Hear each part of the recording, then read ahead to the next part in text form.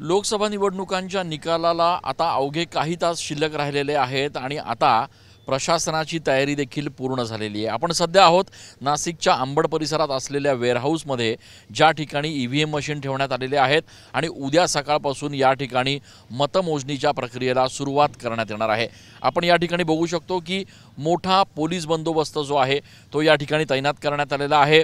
बॅरिकेडिंग्स केले गेलेले आहेत। उद्या मतमोजणीला ज्या लोकांना प्राधिकार पत्र प्राप्त झालेले आहेत आणि ज्यांना परवानगी आहेत अशांनाच फक्त या संपूर्ण परिसरात प्रवेश दिला जाणार आहे। आपण बघू शकतो की सीसीटीव्ही कॅमेरे जे आहेत ते या ठिकाणी तैनात करण्यात आलेले आहेत।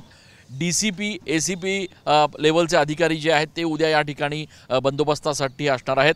स्ट्रायकिंग फोर्स असणार आहे, महिला पोलीस कर्मचारी देखील या ठिकाणी बंदोबस्तासाठी असणार आहेत आणि एकूणच इथे येणाऱ्या प्रत्येकाची कसून तपासणी देखील केली जाणार आहे। पेन असेल, मोबाईल असेल, स्मार्ट वॉचेस असतील, या कुठल्याही ॲक्सेसरीजला आतमध्ये प्रवेश दिला जाणार नाहीये। ओएसिस फर्टिलिटीच्या तज्ञांनी आयव्हीएफ उपचार पद्धतीद्वारे 1 लाखांहून अधिक जोडप्यांना मातृत्व प्राप्तीचा आनंद दिला आहे। मोफत अपॉइंटमेंट बुक करण्यासाठी आजच संपर्क साधा। हे सगळे जे ॲक्सेसरीज आहेत ते बाहेर काढून या ठिकाणी उमेदवारांचे जे प्रतिनिधी असतील त्यांना आतमध्ये प्रवेश दिला जाणार आहे। उद्या सकाळी साधारण 7 वाजल्यापासून मतमोजणीला सुरुवात होणार आहे आणि अंदाज असा लावला जातोय की साधारण नाशिक आणि त्याचप्रमाणे दिंडोरी लोकसभा मतदारसंघाच्या अधिकृत निकालाला कदाचित उद्याची संध्याकाळ देखील होऊ शकते। मात्र असं जरी असलं तरी एकूणच उत्सुकता जी आहे ती शिगेला पोहोचलेली आहे।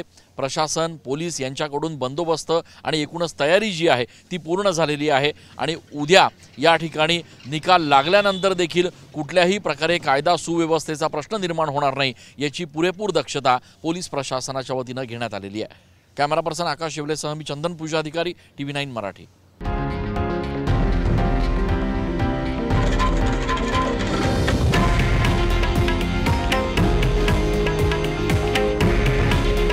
हे आहे देशातील नंबर 1 न्यूज नेटवर्क आणि आपण पाहत आहात TV9 मराठी।